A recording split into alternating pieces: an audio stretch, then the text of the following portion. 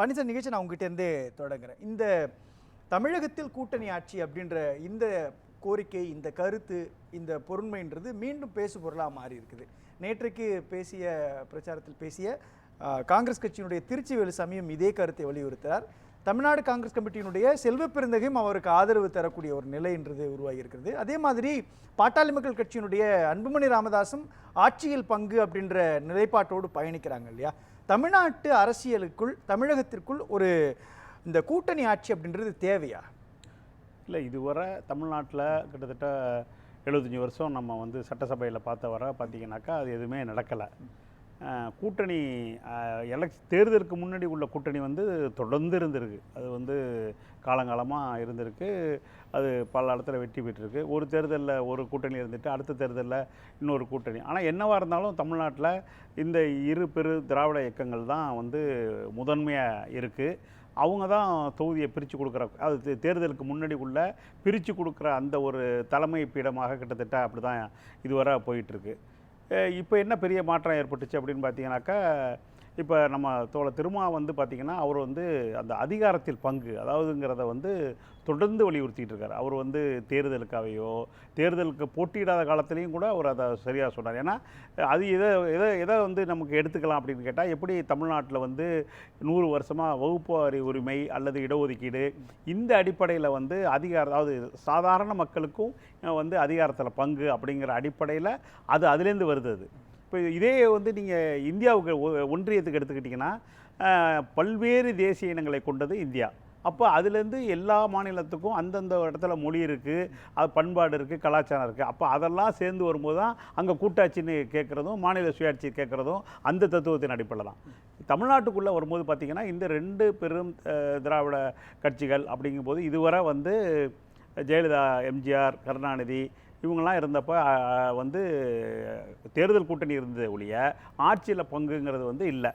பொதுவாகவே தமிழ்நாட்டினுடைய அரசியல் நிலவரம் அப்படின்றப்போ கூட்டணி ஒரு பலமான கூட்டணியை வச்சு ஆட்சியை தேர்தலை சந்திக்கிறவங்க தான் வெற்றி பெறுவாங்க அப்படின்ற ஒரு அடிப்படை இருக்கிறப்போ, சிறிய கட்சிகளும் பெரிய கட்சிகளை நம்பி இருக்கிறாங்க, பெரிய கட்சிகளும் சிறிய கட்சிகளை நம்பி இருக்கிறாங்க. அப்படி இருக்கிறப்போ தேர்தல் வெற்றிக்கு பிறகு கூட்டணியில பங்கு கொடுக்கிற இடத்தை நோக்கி ஏன் நகர மாட்டேன்றாங்க பெரிய கட்சிகள்?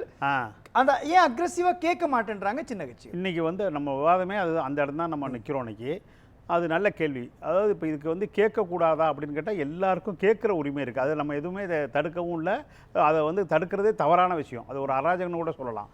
கேட்குறதுல வந்து யார் கேட்டாலும் சரி, இந்த பக்கம் கேட்டாலும் சரி, அந்த பக்கம் கேட்டாலும், திமுக பக்கம் உள்ள கூட்டணி கட்சி கேட்டாலும் சரி, அதிமுக உள்ள கூட்டணிகள். ஆனால் திமுகவில் உள்ள கூட்டணி கட்சிகள்லாம் அதை வந்து இப்போ நம்ம திருச்சி வேலுசாமியாக இருக்கட்டும் அல்லது தோழர் திருமாவாக இருக்கட்டும், இவங்கெல்லாம் வந்து அந்த உரிமையோடு எடுத்து வைக்கிறாங்க அந்த விஷயத்தை.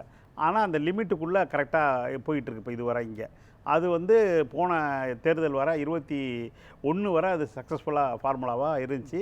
திமுக வந்து எல்லோரும் கூட்டணி இருந்தாங்க, நிறைய தொகுதி ஜெயித்தாங்க. திமுக வந்து மந்திரி சபை அமைச்சிருச்சு. இப்போ நமக்கு வந்து சொல்கிறது வந்து மந்திரி சபையில் இடம் அப்படின்னா இப்போ இந்த இது ஆட்சிங்கிறது அர்த்தம். அப்போ அது வந்து சாத்தியக்கூறா, அந்த 2 கட்சி கொடுக்குமா கொடுக்காதா அப்படின்னு பார்த்தா இதுவரை கொடுக்கல. ஆளுமை ஏன் கொடுக்க தயங்குறாங்க?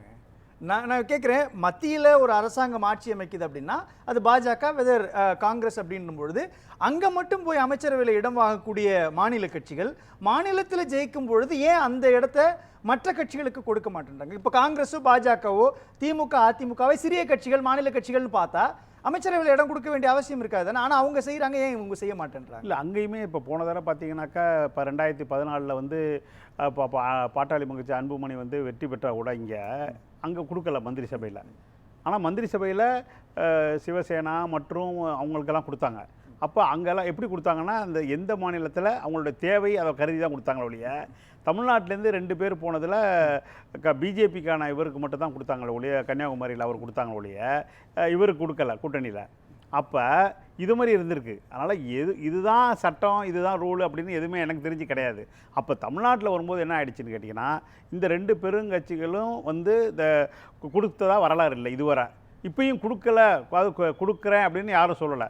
இப்போ எடப்பாடி வந்து பாட்டாளி மக்கள் கூப்பிட்டா கூட உடனே அன்புமணி அதுக்கு ட்வீட் போட்டது வந்து கூட்டணி தான் சொல்லி அதுக்கு கிட்டத்தட்ட பதில் மாதிரி தான் அவர் போடுறாரு. ஆனால் போட்டால் கூட அவருக்கு நெருக்கடி வந்து இன்னும் ஓட்டு தேவை அப்படின்னு இந்த நம்ம தமிழ்நாட்டு எதிர்க்கட்சியை பொறுத்தவரை பிஜேபியும் அதிமுக கூட்டணி சேர்ந்தால் கூட இன்னும் ஓட்டு பத்தாதுங்கிற மாதிரி தான் அது போயிட்டுருக்கு. இல்லை, நான் கேட்குறேன், இப்போ பாஜக அறுதி பெரும்பான்மையோட ஜெயிக்கிறாங்க 2014, அதே மாதிரி 2019 அவங்களுடைய வளர்ச்சின்றது அதிகமாக இருக்குது. அப்படின்றப்போ ராம்தாஸ் அத்வாலே மாதிரியான நபர்களுக்கு கூட அவங்க அமைச்சரவையில் இடம் கொடுக்குற அளவுக்கு போகிறாங்க இல்லையா?